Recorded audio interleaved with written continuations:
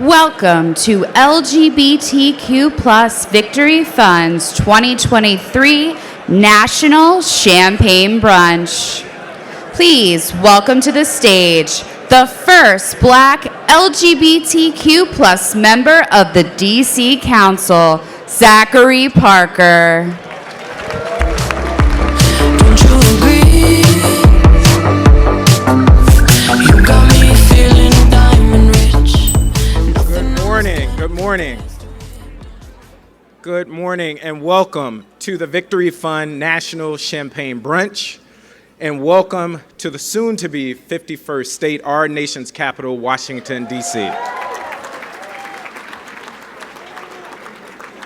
Mayor Parker, thank you for your leadership and congratulations. I also want to thank the hotel waitstaff and everybody at Victory for all of the work that goes into electing LGBTQ+ candidates across the country, helping to change the face and the voice of America's politics for the better. So let's give it up for Victory.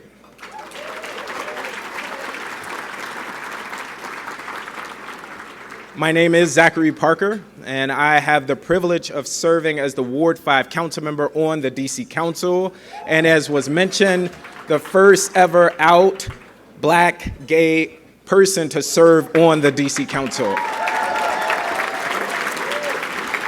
And the first out person to serve on the council since 2015. And it is amazing that in the gayest city in the world, the nation's capital, that we are still tackling firsts. And it is a reminder of why victory is so necessary. Before I start, I want to acknowledge the indigenous people to this land, the Anacostans, where we get the term Anacostia River, as well as the Anacostia community. We honor this land and their contribution to it.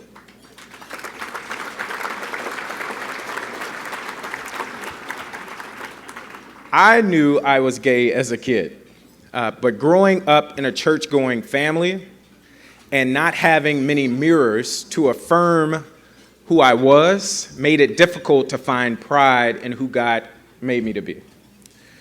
It's amazing how things have changed in my short lifetime: marriage equality, broader acceptance, and folk like you and me elected to higher office. As a 7th grade math teacher, I empathize with students who I could see myself in, some struggling with their identity, others hiding their identity for safety, while others proudly proclaimed who they were. For me, I've been out to my family and friends for many years, but in my professional life, I operated on a need-to-know basis, and the same was true in my work in public service.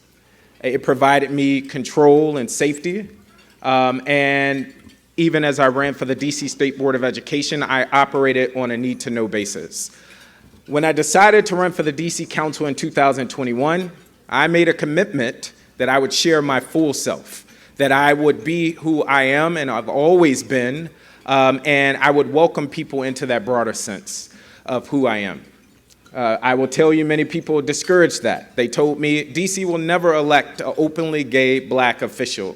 The churchgoers are never going to vote for you. And I decided to be true to who I am anyway. And that is in part thanks to many folk in this room and thanks to Victory.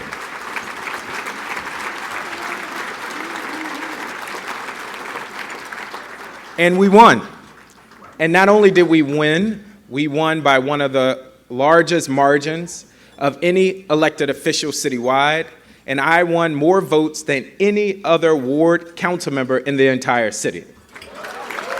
It proved that it is a new day in our nation's capital, and it proved that representation is power. Admittingly, I don't love the term coming out, but I made a decision for myself that I was going to be my full self. We know, we can give a clap for that.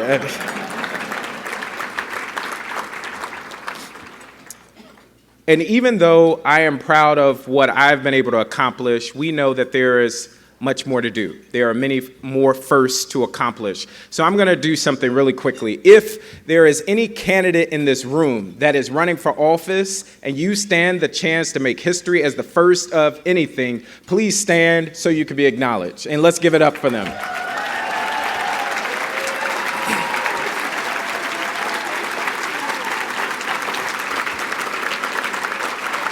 It is not enough.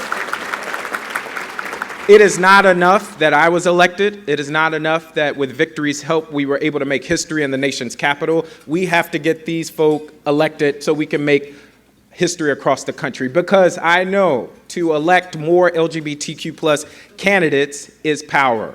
And that representation means that we have to work collectively to fight back against bigoted attacks and legislation that is spanning the country. It means that we will serve as a reminder and a voice for little boys and girls who are questioning whether they belong, and we can let them know that hope is here. It is also a force and a reminder that may make the difference between life and death. So now that we've acknowledged those that stand to make history, if there is any candidate in this room, may you please stand so you can be recognized.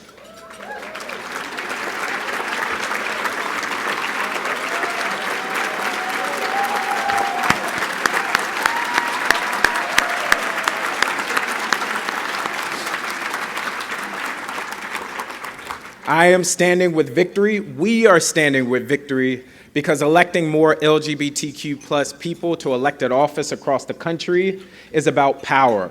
It's about our right to belong, and as I mentioned, it is about life and death. So again, welcome to today's event. Please enjoy, and I look forward to getting to know many of you throughout today's event. Thank you.